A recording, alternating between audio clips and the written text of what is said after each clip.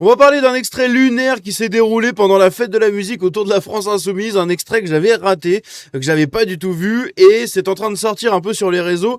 C'est une discussion entre Raphaël Arnaud et un journaliste du Quotidien, et oui, le Quotidien, Yann Barthès, etc., où Raphaël Arnaud les qualifie d'extrême droite, et dedans, il va parler un peu de tout ce qu'il s'est passé dernièrement, il va revenir un peu tout ça, il assume totalement le fait d'être à la France Insoumise, et il assume totalement le fait que la France Insoumise veuille toujours de lui, alors même que le pays trouve ça absolument scandaleux, puisqu'il est impliqué, indirectement dans une affaire de meurtre absolument sordide avec le jeune Quentin Derenque. Bref, on va parler un peu de tout ça, de ce bon Raphaël Arnaud, et surtout, je vous ai préparé une petite surprise en fin de vidéo, vous allez voir, c'est assez incroyable, c'est parti.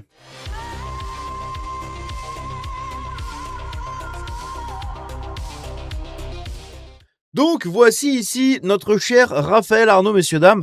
Raphaël Arnaud, de son nom réel, Raphaël Archenot, petit bourgeois de Lyon, hein, il me semble. Eh bien, tout simplement, il a été présent du coup lors du rassemblement de la France Insoumise, place de la République, à Paris pour la fête de la musique, hein, un rassemblement contre l'extrême droite, le racisme, etc.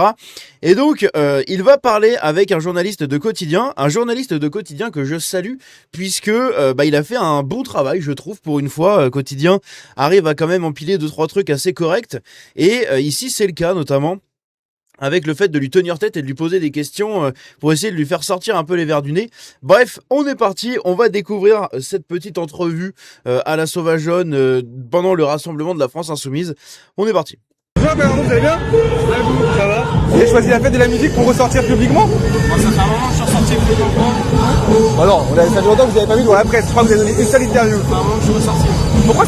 En gros, il est ressorti dernièrement avec son interview sur Blast. Non, c'était sur Street Press ou Blast, je sais plus, je crois que c'était Blast, je sais plus quel média de gauche, puis après il était passé dans quelques médias du service public, mais c'est tout, globalement on l'avait quasiment plus trop vu, même sur les réseaux on le voyait pas beaucoup, à l'Assemblée nationale quand il avait fait son grand retour, il avait été filmé à plusieurs reprises, mais c'est tout, on en entendait plus trop parler, et du coup dernièrement, eh bien, il s'est exprimé sur la scène lors de ce rassemblement de la France Insoumise contre l'antiracisme, etc., etc., et du coup il s'est exprimé, et là, il y a pas mal de gens qui lui ont parlé, notamment ici ce journaliste. C'est important de faire une fête de la musique ici à la place de la République. Partout, c'est toujours important de célébrer la musique, célébrer la culture. Et ça me dérange pas trop que ça soit contre l'extrême droite. Célébrer la musique, célébrer la culture avec leur rassemblement contre le racisme et le fascisme et l'extrême droite et tout. Tu parles de célébrer la musique et la culture, toi au secours. Hein. Justement, j'ai une question. C'est juste la question que je te pose. Est-ce que Jean-Michel Apathy, ça dérange pas trop la mobilisation contre l'extrême droite, tout ça? Donc il qualifie Jean-Michel Apathy d'extrême droite. Intéressant. Jean-Michel Apathy, c'est clairement pas le premier que je mettrais à l'extrême droite. Loin de là. Mais bref, écoutez, pour lui, c'est assez dérangeant. Et pour lui, Jean-Michel Apathy et Quotidien, c'est un média d'extrême droite. le truc qui est un peu questionnable, je trouve, c'est d'assumer de politiser un événement comme celui de la fête de la musique. Est-ce que le risque, à terme, c'est pas que du coup, les gens ne dansent plus jamais ensemble? Que si même le jour de la fête de la musique, il faille choisir un camp, on n'arrive plus jamais à danser ensemble. C'est cool qu'il y a en train de diviser là. Et tout le monde tient ensemble. Vous allez dans les rues, vous allez les 6 places de la République. Moi, je suis pas sûr que là, au contraire, il y a beaucoup d'électeurs de droite. Et justement, c'est parce qu'on reste ferme sur nos positions antifascistes, ferme contre l'extrême droite, qu'on ne réussira pas à diviser le peuple français. Bah si, du coup, tu le divises en fait mécaniquement en te déclarant à l'opposé d'une grosse partie de la population. Hein. On le rappelle, environ 30 à 40% des gens qui ont voté pour le RN lors des législatives. Donc, indépendamment de ça, quand tu te déclares toi-même antifasciste contre l'extrême droite que tu imputes au RN, etc., eh bien du coup, tu te mets à l'écart de 40% de la population qui vote pour un parti. D'accord? Et avec ça, si on rajoute le reste, tu te mets à l'écart de la majorité de la population. Et si on regarde, pour être un peu plus taquin, mon cher petit Rafou, eh bien, la France Insoumise qui fait environ 10-15% dans les votes un peu partout, que ce soit aux législatives, aux municipales, comme ça va être le cas pour les présidentielles, hein, ils vont faire entre 10 et 20%, eh bien, tu te mets à dos. D'accord? Et tu te divises toi-même par rapport au reste de la population, puisque tu ne fais partie que d'un 5e de cette population. Eh oui, une personne sur 5 te ressemble. Donc ça veut dire que 4 personnes sur 5 sont aux antipodes de toi. Donc tu divises, en fait, de par ta présence même et ton combat de base, tu divises la France. Voilà, c'est vous qui divisez la France. Donc ici, on le voit encore, mais bref. C'est que comme ça qu'on réussira à rassembler les gens, y compris par la musique. Vous allez parler de la jeune garde? J'ai parlé antifasciste comme je l'ai toujours fait, je le garde, pas je le garde, l'antifascisme ça sera toujours dans notre ADN. Voilà. Ça vous dérange pas trop le quotidien encore une fois. Pourquoi vous avez mis autant de temps à ressortir? Je me suis expliqué dans une interview de longue minute. Ça fait bizarre de vous voir là quand même. Nous, on sait très bien pourquoi il avait mis du temps à sortir, hein, et dans les médias.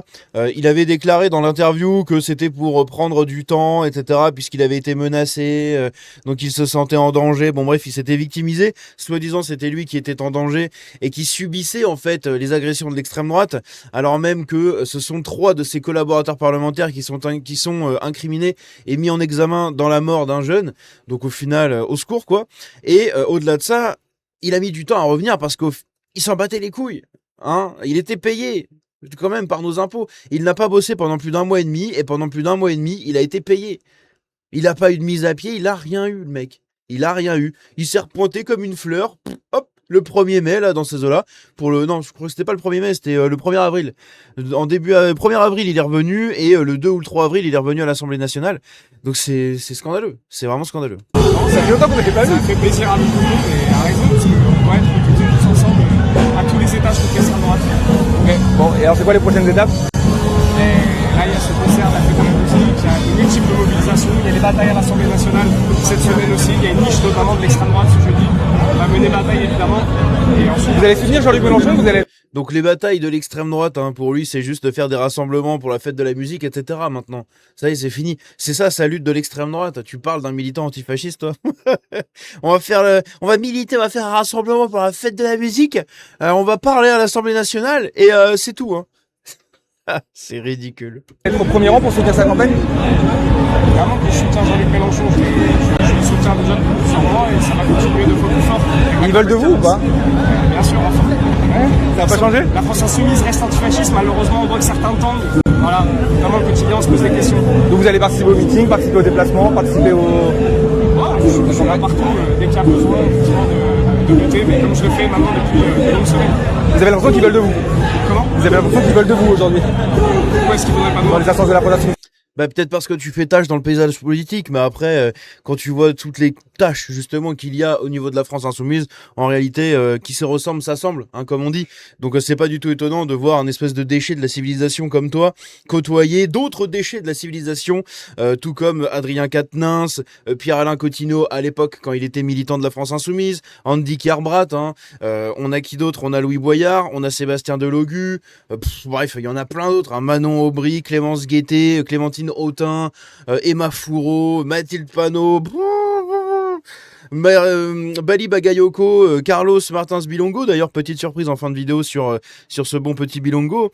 Bref, c'est absolument ridicule, d'accord. Donc te voir dans cette espèce de nid de traîtres et de débiles en tout genre, c'est pas très choquant en réalité. Donc non, c'est très bien qu'ils veulent bien de toi, parce que comme ça tu continues en fait à pousser les votes pour le RN, donc c'est cool.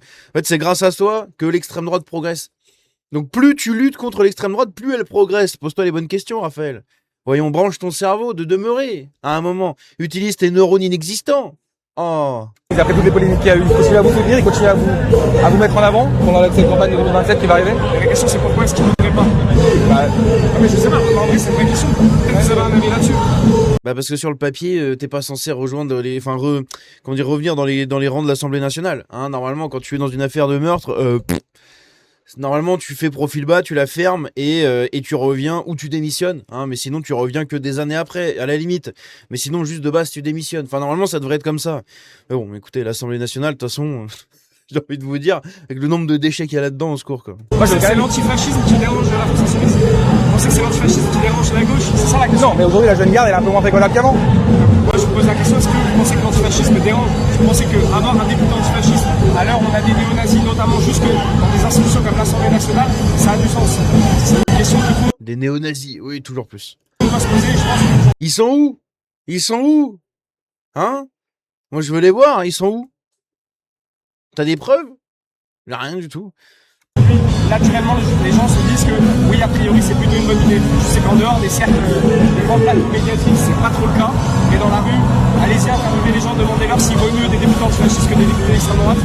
Bah, si tu demandes ça à des gens, place de la République, qui est quand même à Boboland, hein, sur la carte de Paris, d'accord? Quand vous regardez la carte de Paris, place de la République, La place de la République, elle est, je sais plus trop où, elle est par là, je ne sais plus où, dans quel coin. Bon bref, en tout cas, c'est au nord-est de la première ceinture de Paris, hein, donc des premiers arrondissements de Paris, c'est au nord-est. C'est tout le coin bobo, d'accord, c'est Nation, c'est tous ces trucs-là, la Bastille et tout ça, là, le centre Pompidou, toutes ces merdes là. Hein, tout ça, c'est le coin bobo, d'accord. Donc évidemment que quand tu fais un rassemblement là-bas, que tu dis aux gens, demande dans la rue, tu verras, tout le monde sera d'accord. Ben oui, mais puis même au-delà de ça, les 2 millions de Parisiens, admettons, ils sont d'accord, c'est cool. Sauf qu'il reste encore 60 millions de Français. Enfin, non, pas 60 millions de Français. Enfin, si, enfin, vite fait. Bon, bref, 40 millions d'autochtones, on va dire. Il y a 40-45 millions d'autochtones en France. Les 40-45 millions d'autochtones, ils vont te dire qu'ils en ont rien à foutre. D'accord? Et que si l'extrême droite elle peut venir pour sauver le pays, ben on va la prendre en fait. Tout simplement. Parce qu'on préfère l'extrême droite patriote plutôt qu'à des traîtres de collabos de gauchistes et de communistes. D'accord?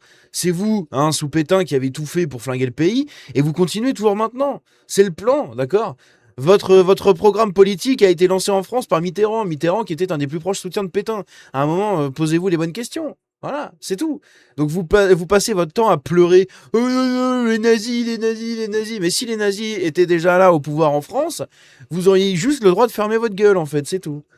Sauf que comme c'est pas le cas et qu'on est dans un pays de chiffre molle, avec des gens comme toi là qui passent leur temps à chouiner pour un électorat qui passe son temps lui-même à chouiner, c'est hallucinant. Je veux dire, en 60 ans, la politique à l'époque, t'avais des gens qui hurlaient, qui faisaient des grands discours, qui parlaient très bien, qui s'exprimaient, qui avaient eu des vies rocambolesques, etc. Et là maintenant, t'as des Raphaël Arnaud qui passent leur temps à pleurer parce que l'autre il a dit il aime pas les Arabes. C'est incroyable. C'est incroyable. Ton électorat est basé sur les Noirs et les Arabes. Qu'est-ce qu'ils font les Noirs et les Arabes depuis 60 ans en France? Ils pleurent. Voilà. Super. Intéressant tout ça. Intéressant le programme Rafou. Hein. Je pense que la réponse sera très claire de la part de tous. Donc la jeune garde reste fréquentable. Notamment de la jeunesse. L'antifascisme reste fréquentable. Et la jeune garde. Pas jeune garde, encore une fois. Les jeunes gardes, c'est la question. La dissolution, l'antifascisme restera toujours fréquentable. Ben, la dissolution a été confirmée. Tête de bite. Ça a été confirmé, la dissolution de la jeune garde. Donc bon, à partir de là, tu peux plus rien dire. Hein, c'est le Conseil d'État lui-même. Pas le Conseil d'État, si, je sais plus. Bref, une haute instance encore à la con là. Mais c'est un truc un peu comme ça qui a confirmé tout simplement cette dissolution. Donc oui, la jeune garde est bien dissolue. Après, il y a les autres groupes antifascistes qui se sont créés avec les membres de la jeune garde, puisqu'en fait, c'est une hydre. Hein, tu vas couper une tête, ils vont en refaire pousser deux autres. Donc t'as éteint la jeune garde, ils ont créé les autres trucs. Éteignons la flamme avec des chaussures, c'est des TN, hein, une chaussure de racaille qui écrase la flamme du Rassemblement National. Vous voyez le logo là. Bah voilà, c'est ça, éteignons la flamme, et c'est des gens de la jeune garde qui sont dedans. Puis il y en a un autre, je sais plus comment il s'appelle, et puis après ils ont créé plein de petits groupuscules par-ci et par-là dans toutes les grandes villes. Voilà, est-ce qu'on en a quelque chose à foutre en réalité? Bah non, parce qu'encore une fois, c'est que des bourgeois, tous ces gens-là, d'accord? C'est que des bourgeois, ils peuvent le faire parce qu'ils ont papa-maman. Quand papa-maman auront passé l'arme à gauche, il va pas leur rester grand-chose à ces gens-là. Hein. Même Raphaël Arnaud, hein, il va pas lui rester grand-chose à la fin du compte. Hein.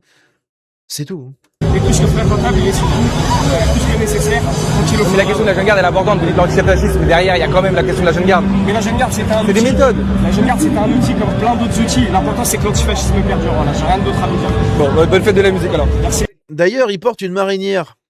Inutile de vous rappeler la polémique qu'il y a eu quand le jeu Clair Obscur Expédition 33 était sorti et que tout le monde avait brandi les marinières et les bérets, que tous les gauchistes disaient « Oh, mais regardez, c'est le retour des heures les plus sombres de notre histoire, au secours, les fachos, ils sont sortis !» Et lui, il met une marinière. Je suis désolé, Raphaël Arnaud, t'es un fasciste. Tu es un fasciste. Allez, je vais vous sortir le truc de base. Les antifascistes d'aujourd'hui sont les vrais fascistes d'hier, hein. Aïe aïe aïe. Et donc ici on a la réaction de Quotidien par rapport aux propos de Raphaël Arnaud. Messieurs dames, c'est parti. Et je viens de me rendre compte que j'ai pas activé le cache avant, donc j'espère que je vais pas devoir couper l'extrait parce que ça va me saouler. La légèreté d'âme de ce garçon me choque. Paul, tu voulais dire un truc? Et Jean-Luc Mélenchon le fait monter sur scène. C'est pitoyable. Il fait le cake devant la caméra en traitant en plus les journalistes qu'il estime ne pas être de son côté de fascistes, sans avoir effectivement un mot pour la famille de Quentin Doranque. C'est pitoyable. Voilà, il n'a aucun mot pour la famille de Quentin Doranque, il n'en a absolument jamais eu. Hein. Il a jamais parlé de la famille de Quentin Doranque, d'accord? Il a jamais apporté son soutien, il a jamais dit que c'était dommage, il s'en bat les couilles. Hein. La seule fois où il a dit un truc un peu dans le délire, c'était oui, bon, c'est triste, c'est vrai que ça arrive jusqu'à la mort, mais bon, il l'avait cherché. Voilà. 18. Et ensuite, du coup, avant que je lance la vidéo, là, regardez ça, on a le député Carlos Martins Bilongo, donc un proche de Raphaël Arnaud, un ancien membre de la Jeune Garde, il est un peu dans le pôle antifasciste, victimisation des Noirs, etc., au sein de la France Insoumise. Eh bien, il a reçu, d'accord, l'ex-ministre sénégalais Alioune Sall. Ce mec-là, c'est un membre du PASTEF. Le PASTEF, c'est le parti au pouvoir au Sénégal. Le parti qui pénalise et criminalise l'homosexualité au Sénégal. Et il est reçu par Carlos Martins Bilongo. Et lui, après, il va faire des défilés avec des LGBT à Paris en disant « Oui, on est tous ensemble ». Et il fait venir le mec qui fait partie du parti, justement, qui fait partie du parti, mais qui est dans le parti qui a pénalisé et criminalisé l'homosexualité. Est-ce que les gauchistes vont pleurer? Non, ils s'en battent les couilles. Ils s'en battent les couilles parce que la plupart des gauchistes, ce sont des blancs. Hein, c'est tout. Donc en fait, ils sont pas concernés par tous ces trucs-là au Sénégal. Ils en ont rien à foutre. Voilà. En 93, ici, même 75, ici rassemblés. C'est un moment. Ils utilisent cette pénalisation de l'homosexualité et tout qu'il y a eu dans ces pays-là comme catalyseur, d'accord, pour leur électorat, etc. Mais en réalité, ils en ont rien à foutre, qu'on soit bien d'accord. Chaleureux et en tant que parlementaire, on a eu la chance d'avoir des relations fortes avec l'ensemble des députés du PASTEF à l'Assemblée nationale sénégalaise. Durant le mandat, on a eu aussi des relations avec... Ah, donc ils ont des grandes relations et des bonnes relations avec les membres du PASTEF, le parti du coup qui a criminalisé l'homosexualité. Je vous invite à aller regarder mes vidéos là-dessus. Bref, c'est absolument lunaire, encore une fois, c'est catastrophique le niveau de la France Insoumise. C'est dingue que ces gens aient autant de présence médiatique alors que, putain, mais c'est tellement nul, quoi. Franchement, c'est tellement nul, le niveau est tellement nul, c'est hallucinant. Bref, n'hésitez pas à me dire ce que vous en pensez dans les commentaires. J'espère encore une fois que l'extrait un peu en dessous, vu que c'est une interview de Quotidien et qu'il n'y a pas eu de droit d'auteur de déposer ou ce genre de truc, parce que vraiment ça va être relou. Bref, on se dit à la prochaine, prenez soin de vous, ciao.